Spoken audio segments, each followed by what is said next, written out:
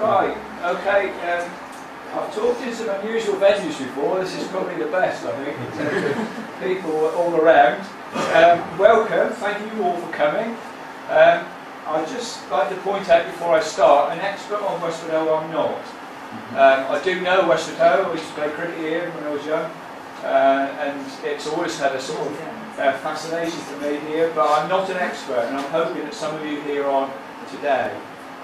It's not going to be a detailed history about Westward I'm not the authority on it, but what we hope to be able to show you is a series of photographs showing the development of Westward and why it's interesting to us in terms of the organisation that I work for.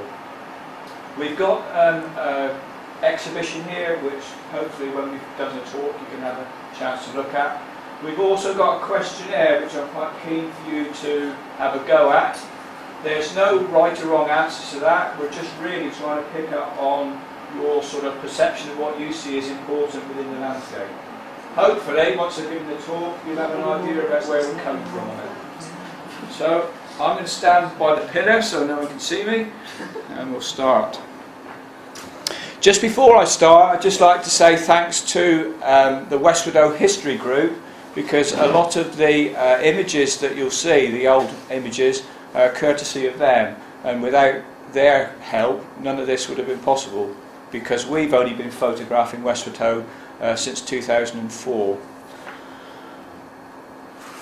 Just a little bit about the organisation that I work for. I work for the North Devon Areas of Outstanding Natural Beauty. It's a team that's been in existence since 2004. It's hosted by Devon County Council with grant funding from DEFRA and the 2 district councils in North Devon. It's linked to the fact that this coastline is very special and was designated as an area of outstanding natural beauty in 1960. Areas of outstanding natural beauty, or AONBs, are, to sort of look at it in terms of football, are like the sort of championship of the designated landscapes. You've got in the Premier League the national parks, and then sitting under that you've got areas of outstanding natural beauty. North Devon was one of the first to be designated. It was designated in 1960. It was the first within Devon, and was probably in the first 10 of the 40 that have been designated. If you stop people in the street and say, do they live in an area of outstanding natural beauty in North Devon, they'd probably all say yes, because it's all very beautiful, but in fact it is quite a small area. It only covers 171 square kilometres. Essentially it's a coastal AONB, and it runs from Combe Martin in the east, where it touches Exmoor National Park, to finish at the Cornish border, where it touches into the Cornwall AONB. So it's a very, very small area of land.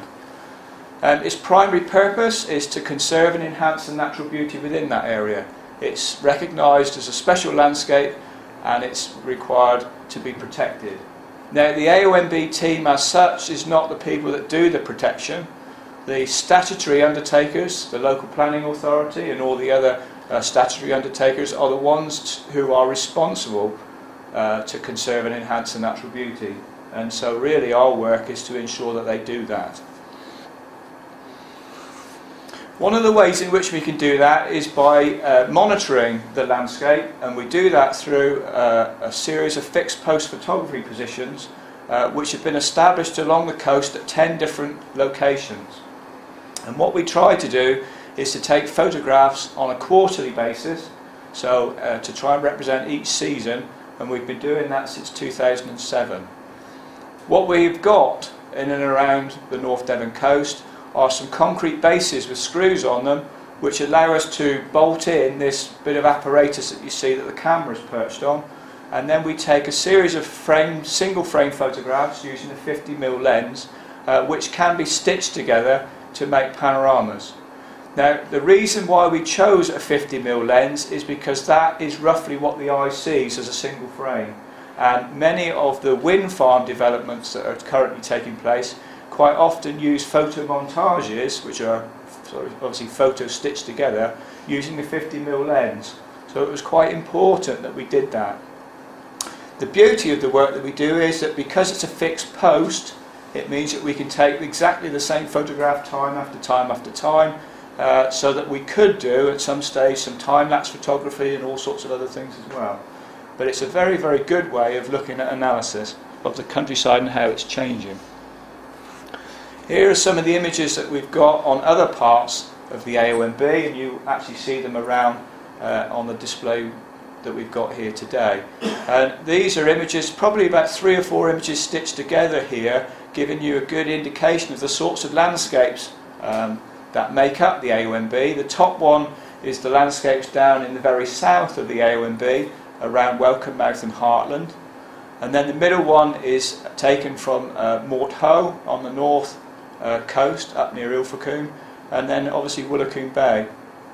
And you can see from the quality that they are very, very good images, and they allow us to do a lot of analysis in terms of monitoring how the landscape is changing as we go along.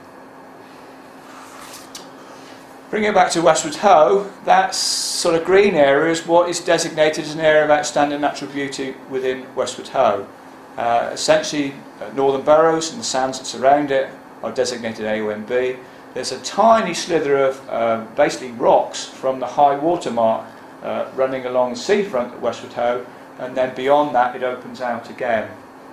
Now, when it was designated in 1960, when the AONB was designated, I think it was recognised that some of the settlements were likely to expand, and certainly Ilfracombe and Westward Ho are settlements where the designation doesn't surround the settlements, unlike some of the other ones that we've got, places like Woolacombe and Croyd, that are wholly contained within the AONB. So it was obviously recognised that Westward Ho would develop, and it gave the opportunity to expand, and that's probably why the designation is like it is. Our fixed post photography position at Westward Ho sits up behind the information centre at Braunton Burrows, on a little bit of high ground, and it's one of the few fixed post photography points where we can actually take 360-degree photographs right the way round without anything obscuring the view. And we take on each photographic run 32 images, which allows us to then stitch these images together to form long panoramas, as you see here. So essentially we're keen to look to the sort of south, to the Westward Ho and the ridge line. You can see Hartland Point on the top photograph in the far distance, and the other one looks at the North Devon Council side of the coast, if you like, north of the River Tor, looking at the sort of areas of Saunton and up behind Braunton, and looking out towards Exmoor. So those are our two main fixed post photography positions, and we're monitoring a whole range of things from those positions. We're actually looking at how development changes and how it impacts upon the AONB, but we're also looking at the habitats. Northern Burrows is designated a site of special scientific interest. It's also a golf course, so there's some quite interesting, I wouldn't say conflicts, but sort of interesting sort of synergies there with regards to what goes on. So we're looking at how habitats change. We're also looking at where the pebble ridge is, if you see on the top one again, how that possibly is moving. Because of the fact that our posts are so fixed and rigid, it means that in theory we ought to be able to look at and measure how that ridge changes in profile through the course of the project. This particular exhibition and the work that we're doing here has come about as a result of a project called Cordial, which is an EU transnational project funded by the EU, and basically is involving protected landscapes, as we call them, in the southwest, which are the other AONBs in the southwest of England, which is in Cornwall, Devon and Dorset, and what they call protected landscapes in Brittany, the Parcs Naturels Régionaux, as they're called in France. One in Brittany, which is the one called Amérique, and one in Normandy, which is the Cotentin Peninsula. And it's a sort of collaboration of work that we're doing, and we're looking essentially at how we map and analyse landscape change. And there are a series of different what we call field trials or experiments, where we're working both here and in France and in other protected landscapes at certain ways of trying to engage with the public to try and get them to understand about how landscapes are changing, and to understand why an AONB like us would perhaps object to planning applications, for example, considering that inappropriate development was taking place. The 3 field trials that we have in North Devon, the first is centred around Heartland and is looking at a design guide and to the development of a design guide for the Heartland area, a sort of guide of best practice as to how people should build within the AONB around Heartland. The second is a historic environment action plan in Combe Martin, looking at the heritage there, which is very much centred around lime kilns and silver mining, quite an important conservation area that needs to be conserved. And the third trial is the fixed post photography project, where we're looking at analysing landscape change using photography. And the French have got a project, a national project, where they've been capturing images since 1991, and they're actually doing some analysis with questionnaires. So we're going to try and use a lot of the work that the French have done in the work that we're doing in looking at change. And it's all tied into what we call landscape character assessment, and this is where everyone goes to sleep, because I think this is probably the most boring side of the work that we do, but at the end of the day, if you're involved in it, it's quite fascinating. Why do we protect the landscapes that we do? What makes them special? What makes them beautiful? What the landscape character assessments try to do is to assess the landscapes, break them down into their individual components, and try and come up with an objective assessment as to why that landscape is special and why it should be conserved. Quite often, landscape is very subjective. People either like a view or they don't like a view, and sometimes that sort of subjective side of things makes it very difficult to plan for landscape management. What the landscape character assessments try and do is to make it a lot more objective, and they look at the features, they look at the geology, and they look at the geomorphology of the area to try and come up with an objective assessment of how important it is. It's like dividing a cake up into several different pieces, and there's several ways in which you can divide it up. The easiest way to explain it is we look at what we call landscape character areas as being the sort of large building blocks, and nationally there are 150, I think, national character areas that cover the whole of the country, and then there's subsets of that, and we've got landscape character areas for the North Devon coast, and then we can subdivide below that to what we call landscape character types. Trying to bring it back to reality into North Devon, there are essentially 5 landscape character areas within the North Devon AONB. As you can see from the map, there's the North Devon High Coast, North Devon Downs, Bideford Bay Coast and Heartland Peninsula. Now these are what we call unique. They can only take place in one place, and that's the name of the area that they've been, the name that's been chosen for them. And so really they exhibit a series of similar landscape attributes, if you like, and the idea behind it is that we have these unique areas which tell us why that landscape is important.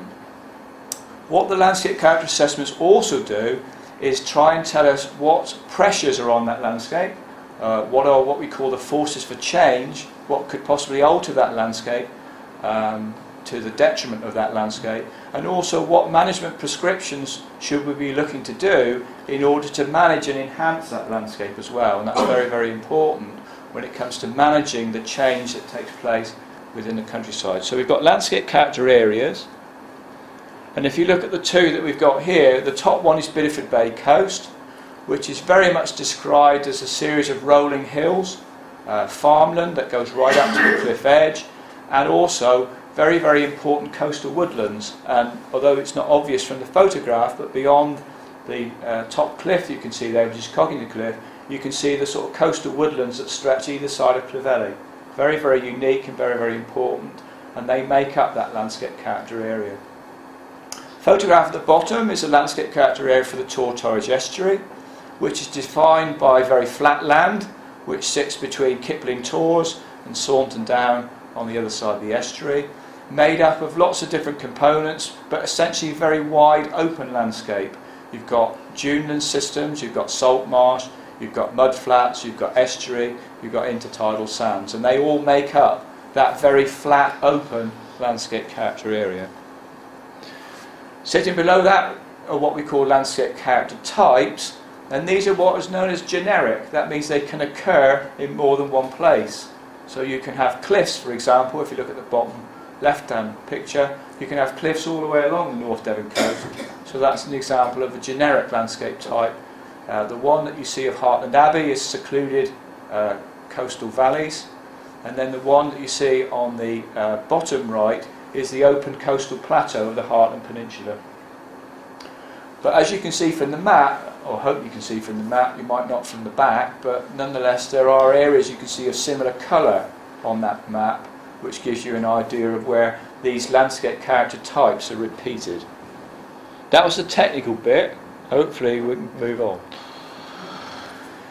We did a trial run. We were very keen to look at Westward Ho and see how things were changing, but we thought we would look at another landscape in another settlement, and so we did a trial run in Ilfracombe to look at landscape change, basically from 1960, when the area of outstanding natural beauty was designated, to the present day. And we basically came up with a questionnaire similar to what we've got here today, and basically asking people what they thought were the key features within those landscapes. Features being things like hedgerows, trees, houses, settlements, rivers, that sort of thing. And also whether or not the descriptions that are used in the landscape character assessments are actually what people see and what people understand.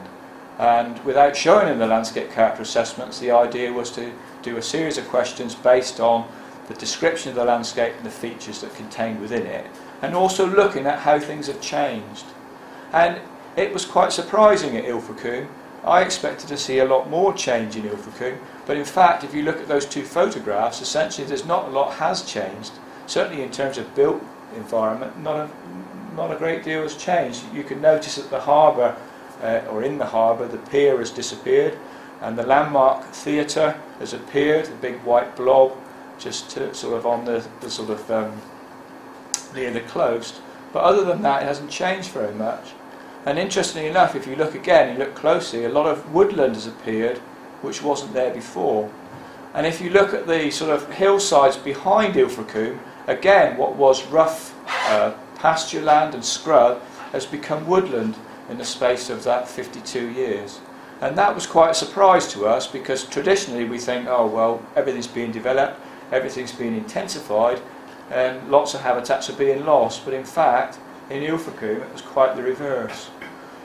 The conclusions we could draw from that could be varied. We could say that the designation of AONB is actually effective and working. It's designated around Ilfracombe, it contains the settlement to the east and to the west, and it's actually effective. Is it that, or is it something else? It could be the fact that since the railway line was removed in Ilfracombe, the sort of importance of Ilfracombe as a seaside resort has gone down, and therefore the pressures for development haven't been there. We also did comparisons looking the other way at Hillsborough, and again, very little change noticed during that 50 years.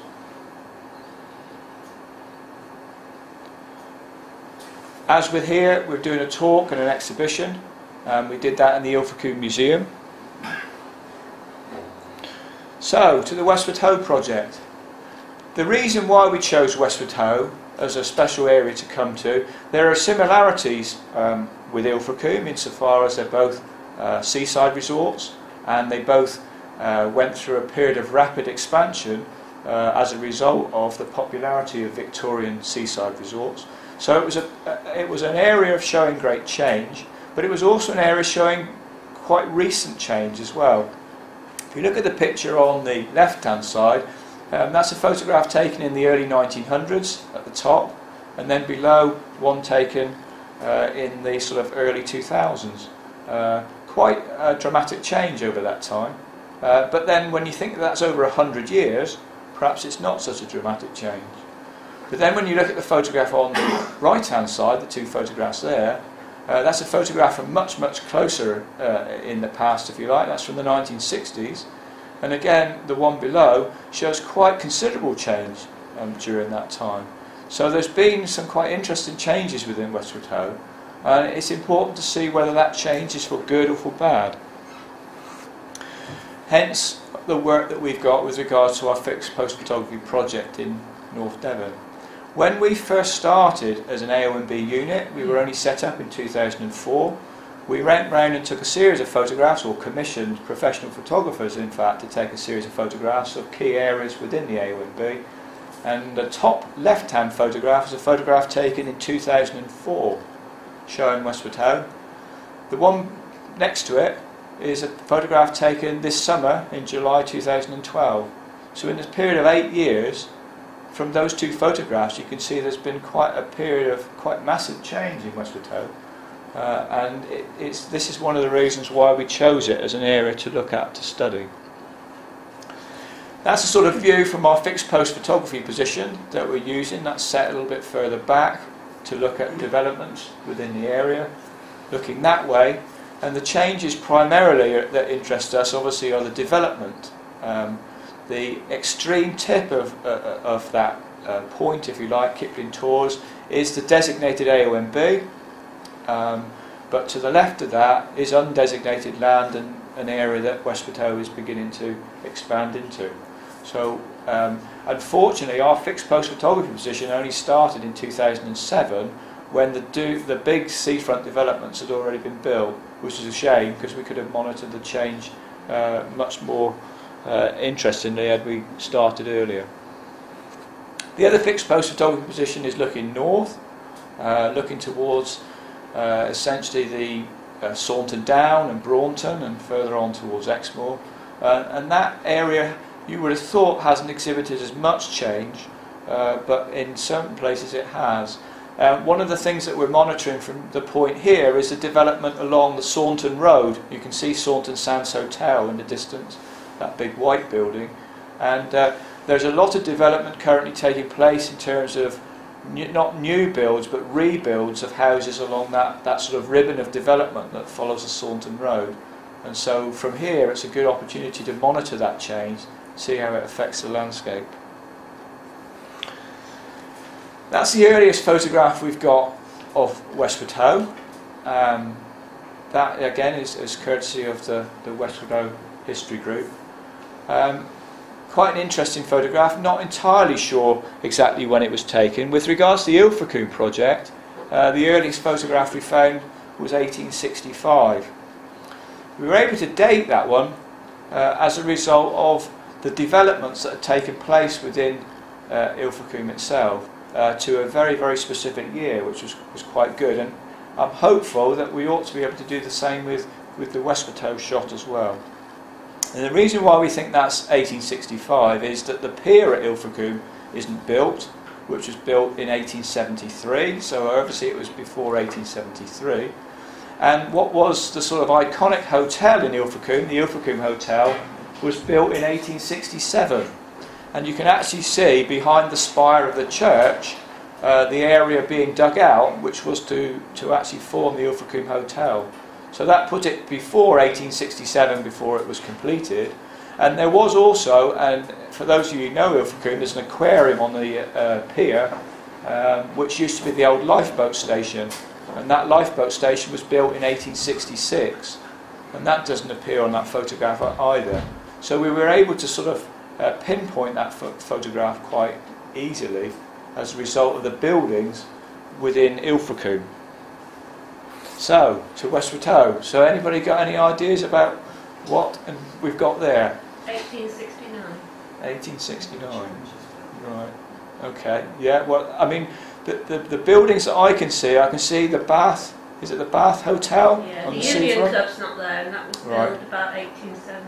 So that's 18. So we think it's about I can't 1869. see the church. That was built 1870. Right. Okay. Yeah. So it's also a very, very early photograph. It's quite interesting that photography was in its infancy at that stage. Up until the 1880s, it was captured on glass plate. And so these are very, very rare images if they sort of date the 1880s. So 1869, that's the sort of beginnings of Westward Ho.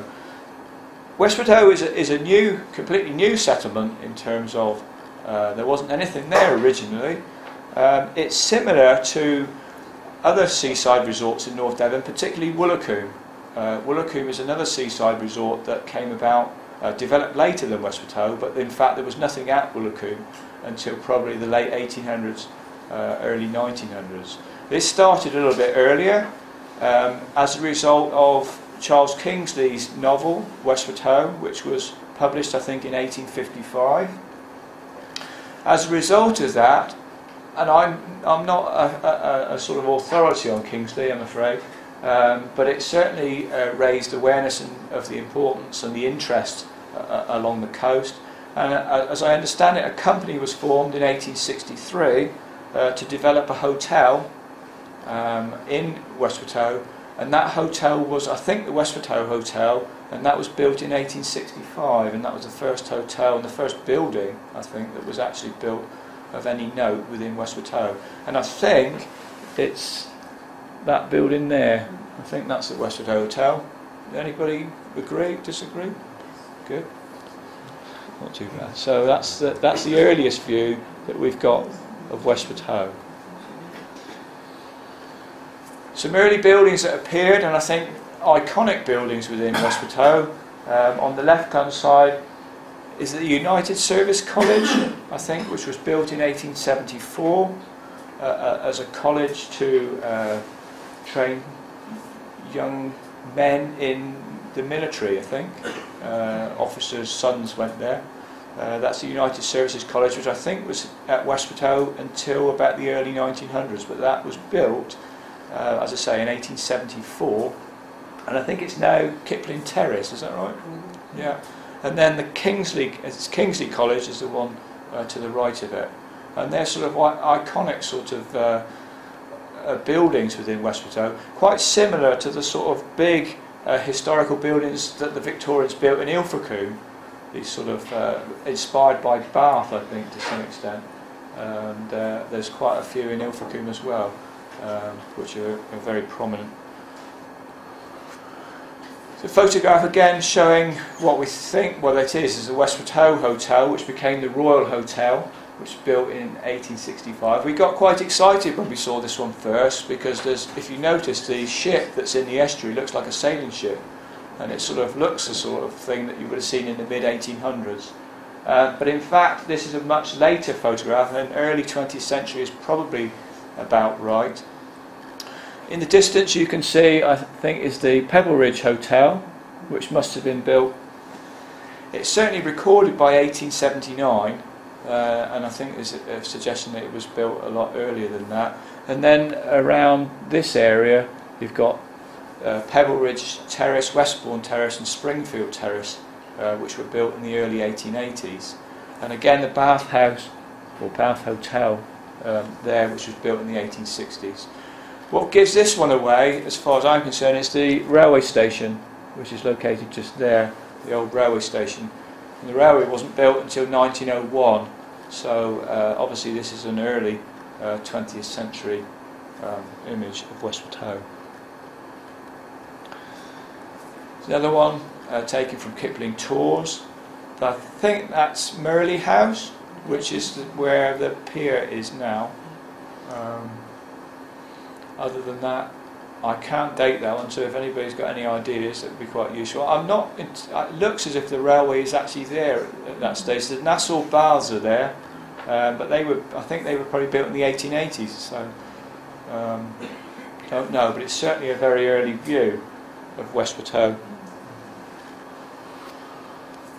There's an interesting one as well. That's an aerial photograph of Westward Ho, which shows the line of the railway line coming in through here and disappearing out around the cliffs.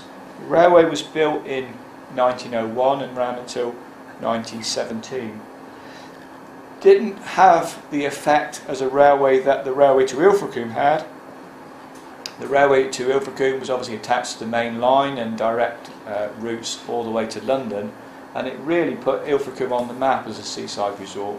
The railway here was built quite late, and I don't think it could have brought anything like the numbers of people in that Ilfracombe line used to do, because it closed in 1917 because of lack of use. So it didn't have the same effect, and nor did it have the same effect on Westward Ho when it closed. Ilfracombe's fortunes as a seaside resort nosedived once the railway was closed in 1970. Interesting shot though, it looks as if it must be the railway is now disused. You can't actually see any track on that photograph, but of course it's taken from the air, so it's got to be after the early 1900s, because I think the Wright brothers were about 1905, something like that. This is the first powered flight, so it's got to be a bit later than that. So it's probably, it could be round about the wartime, or probably the early 20s, I would have thought. Still quite undeveloped, as you can see. Kipling Tors and the area above, very little development on the top there, and very much quite a small seaside town at that stage. There's a couple of shots of Westward Ho before they built the sea wall, which I think were probably taken in the early part of the century, probably 1920s. It could be they actually started building the sea wall there, I'm not sure, or they could be repairing landslips that have taken place. But by 1928 the sea wall is completed and built, and that's what it looked like when it was first completed. Anybody know what the stone walls are on the foreshore? Take away the surf from that shrinking. Right, okay, that's ended that on. Yeah, any other takers on that? We weren't sure if it was any early buildings that had been lost to the sea, but... Could be. Okay, right.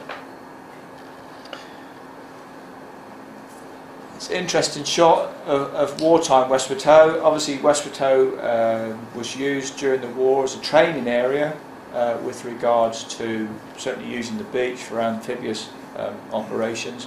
It was also the site of a radar station which was in operation between 1941 and 1944. Although there's a fair degree of evidence to suggest that the pylons that you see here were certainly in existence beyond that. We've got a RAF fly past of 1947, which was taken high up looking down, and you can actually see the shadow of those lattice towers actually on the images that were captured, and so they were certainly there until the sort of late 40s, perhaps even further than that. But RAF Northern, I think it was called, and it was part of the sort of chain home early warning radar station. I think probably, as I was saying to somebody earlier on, to sort of detect enemy aircraft coming in over the north coast, either returning from bombing missions in the sort of south of Wales, Pembroke Dock, Cardiff, places like that. But also there's a degree of evidence that sometimes Plymouth was attacked from Dartmoor. Raiders would fly over Dartmoor and then attack Plymouth and go back over the channel to avoid detection. So whether it was put up for that purpose as well. Certainly it was put up in 1941, so certainly after the sort of early bombings that took place. That's as I remember it as a child, Westward Ho of the 1960s. Very the putting green and the toilets, very sort of iconic, I think, of what Westward Ho was when we were children. You can see the old, in the top right-hand picture, you can actually see the old railway station, which became a bus station, in evidence there. And also look on the skyline, and you can see the top camp developing. That was built in 1939, and that was the first real substantial development that took place on the sort of ridgeline or skyline above Westward Ho. That's a photograph that we got from the ranger at Northern Burrows Country Park, taken in 1989. It's probably the first example of a fixed post photography photograph that was taken. They'd actually sort of free mounted that and took photographs and then sort of sellotaped them together to form an image. I mean, nowadays we do it all by computer when we stitch our photographs together, but that was taken in 1989, so it gives an indication of quite rapid change has taken place in Westward Ho since 1989, along the seafront and again on the skyline above. That's the development of the top camp. This is an aerial photograph that was taken from 1947 showing it in its early stages of development along the ridgeline, as you can see in here. The designated AONB boundary runs the line of my finger up through there. So everything to the left of that line is AONB, and everything to the right of it is non-designated land. Gives you an indication of the development that's gone on up there. This was the Cornborough estate that was developed in the late 90s, early 2000s, taking on part of the old Top Camp site, but also expanding beyond that, right up to the sort of designated boundary line of the AONB, which is where that loop is. Again, if you can see, that's the designated AONB line. So there has been some quite significant change within Westward Ho quite recently, and since we've been in AONB, these big developments on the seafront are the Nassau Court on the left. I don't know what you call it. I used to call it the Cobalt, but what's it called now? Horizon View. That's right. Yeah. So some quite quite significant developments on the seafront. Quite interested to see how Westward Ho will respond to developments like that on the seafront, because they're very big, they're very tall, and for anyone to see over that, to see out to sea, they've got to be bigger and taller behind. And it will be interesting to see how Westward Ho changes over time as a result of the developments like that on the seafront. There's also been development not only on the seafront, but also again along the ridgeline, and there's great pressure on the AONB to the right of that last sort of blockhouse that you see. That's one of the last buildings within the end, right up on the designated boundary line, which is going to be interesting to see how that's changing, and that's, we're picking up from our fixed post photography quite a lot of change on that ridge line at the moment. As well as images, we've been using maps to try and date and do things. This is the 1880 OS first edition map. It's the first comprehensive map of England and Wales that was undertaken in 1880 by the OS. Prior to that, one of the first maps to be produced in any detail was the 1841 tithe map, which was very much about ownership, but nonetheless it did actually locate where buildings and field boundaries were. Unfortunately, the tithe map for Westward Ho looks like it's been kicked around the office since 1841, and it wasn't worth actually showing because it was so badly deteriorated that it wasn't very good. Interestingly enough, in Ilfracombe it was much more easy to interpret because it was hadn't been kicked around the office since 1485 or whatever it was. But that was 1880, and that was the first real survey that was carried out nationally of the countryside, and that's our benchmark, if you like, to looking at how landscapes had changed. So by 1880, as you can see, we've got the what I call the sort of triangle of sort of Springfield Terrace and Winterbourne Terrace and Pebble Ridge Terrace. You've got the Pebble Ridge Hotel, the Nassau Baths, Bath Hotel, Merlin, are all there by 1880. So if we didn't know, you know, had inside knowledge, we would be able to start dating things from these maps. That's how it was when the second edition map was, the second survey was done in 1905, and you can see by now the railway line has appeared on the map, but not a great deal else. If you sort of toggle between the two, it's not really developed in a big way in that time. A lot of development's already undertaken, but that's 1905, and then we come to. Is that the mean high? What is it? The mean water mark was altered. Look, we do that again. Right. Where the rocks are. Okay. It's further in. Yeah, that's a good spot. Yeah. Well done. It works. I like that. So, 1930, once the seafront's been built, a little bit more development now, but still not excessive at that stage. And then we come up to the sort of 1960s, which isn't a very good map, doesn't come out very well, but you can see now the development of Top Camp is there, so there's beginning to be development on the skyline as well. And then we come up to developments in 2001. This was an aerial flypast that was done by English Nature in 2001, and at that stage you can see the Cornborough estate is starting to be built. And then our latest flypast is 2007, and if I toggle between the two of those, you can see the effect of these big developments that have taken place on the seafront. Obviously, you know, they've got Nassau Court, and that, what was that one again? Horizon View and the Nautilus. So there's sort of three main developments you can see have appeared in that time. And that was we got that one pretty constant. If you look at the swimming pool, it hasn't moved. So did that one all right. So you apologise for those of you at the back. That probably doesn't mean anything at all. But nonetheless, it's a series of sequences. We've got mapping systems that work where we can basically map exactly the same overlay one after the other to show how development has taken place. Top left is 1880, top right is 1930, and then you've got the two colour ones.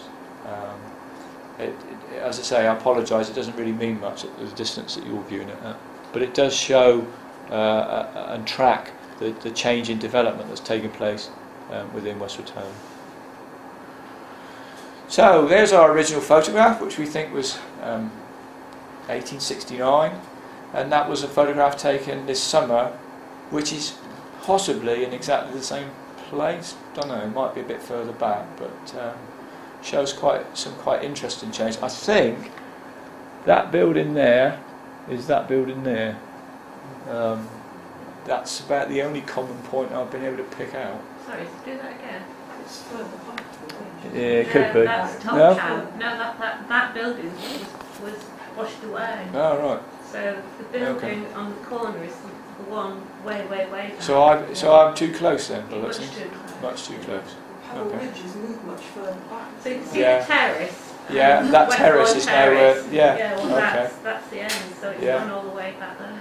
I ought to know that, don't I, really? But there we are. But it's quite interesting to see how the Pebble Ridge and the speed at which the Pebble Ridge moved back, certainly in that time, because it moved back quite considerably since then. It's stabilised in terms of recent movement, well, as at the moment anyway. So again, thanks for these sort of photographs to be able to arrange. What I've tried to do is to put the OS maps and the aerial maps to match roughly the dates of change. So you could argue over 100 years, or is it a period of slow change or is it a period of fast change? Certainly over 100 years you could say that's a period of slow change. But if you look at these two photographs here, the one on the left was taken in 2004 and the one on the right was taken 8 years later. I think we're looking at a period of quite rapid change within Westward Town at the moment. Here's our two fixed post photography positions, and these are the images that we've captured over the 5 years that we've been taking photographs. And from that, not a lot has changed unless you look at it in great detail, and the ridge line has changed quite considerably. There's some new buildings. As I say, it's unfortunate that the developments on the seafront were already built when we started capturing our images. It would have been good to have had a fixed post image capture of that to see what change was going on. We've tried to analyse change using computer systems, and it's very difficult to do that because they're quite simple beings at the end of the day, computers. They do exactly what you ask them to do, and it's very difficult to actually analyse change using a computer because it will pick up any change. And although our fixed post photography positions are fixed and the actual views don't change, things like the position of the sun will make a massive difference, because if the shadows go a different way, the computer picks that up as a change. And so weather conditions make a big difference when it comes to trying to analyse change using computers. And so we found it almost impossible to analyse change like that. And we need to analyse change basically using public perception and public eye, and that's really where this project has come about.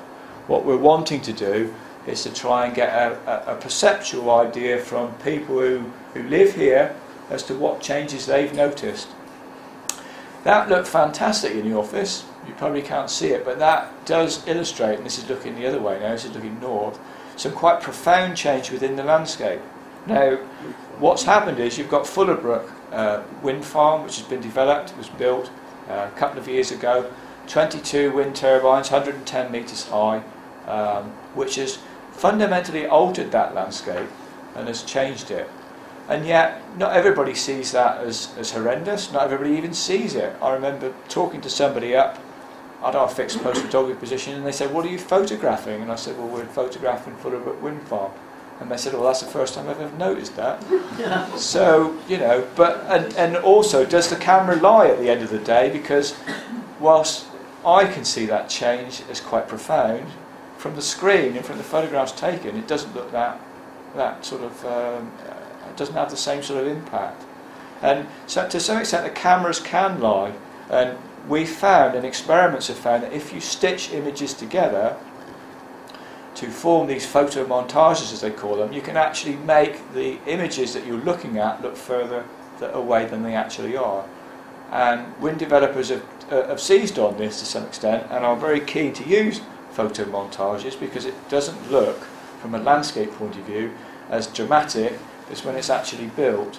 And so, as a sort of aside from the work that we're doing, quite often when we're looking at wind farm applications, we ask for not only the photo montage to see how a development fits within the landscape, we also ask for single frame photographs taken at 50 and 70 mil, because we think that that size gives you an idea of what you actually see. Because the human eye is much, much cleverer than the camera lens in actually noticing change and whatever. Wouldn't it be better to do the comparisons in the same months, and preferably on the same day? Because the light will have changed, well, the position of the sun, as you said. Certainly the same. What we try and do, we do try to take them within roughly the same quarters. So we take a photograph in the spring, one in the summer, one in the autumn and one in the winter. To take them exactly on the same day each year, you could do, but I've been down there when on the same day you wouldn't see anything. And there are certain light conditions that I have to say sometimes if we get them we just run out and take photographs, because but some light conditions give you a better idea of what's going on. You could be right, cloudier conditions, you take away the shadow from the sun, and that's one way of sort of negating that. But the visibility and the clear visibility you get, you know, unfortunately doesn't happen at the same time all the time, and it is very difficult to take 4 photographs a year in these areas at exactly the same time and doing exactly the same things when there's only one of you running around doing a full-time job, I'll be honest with you. So to the survey, and we're hoping that you'll all have a go before you go. We've sort of basically done some A3 photographs, 2 from our fixed post photography positions, looking at change from 2007 to 2012, and then the freehand photograph, which we sort of explained from 2004 to 2012. And what we're keen for you to let us know is what you think has changed within those landscapes and what you see as important. The questionnaires have been done in a way that is trying to tease out from you what changes you recognise, but also whether the descriptions of the landscapes that we have come up with regards to landscape character assessments are correct, whether the forces for change that we've identified within those landscape character areas are correct. And that sort of work would be really useful to see what you perceive as being important. And so it would be good if you can't fill it in today. The survey is online. If you go to our AONB website, it's very remiss of me, I haven't actually got the web address to hand, but if you Google North Devon AONB, you'll come onto our homepage and you can follow the links to the survey. And it probably would be best to do it online, but if you'd like to do it here today before you go, that would be really good. And as I say, we're very keen to hear what you people think about the developments within Westward and whether you think that they're impacting upon the area. I have to say very little of it has taken place in the AONB, but it is very close to the AONB, and in our opinion it's having quite a profound effect on the AONB. And that completes the voting of the Luxembourg jury. Thank you very much.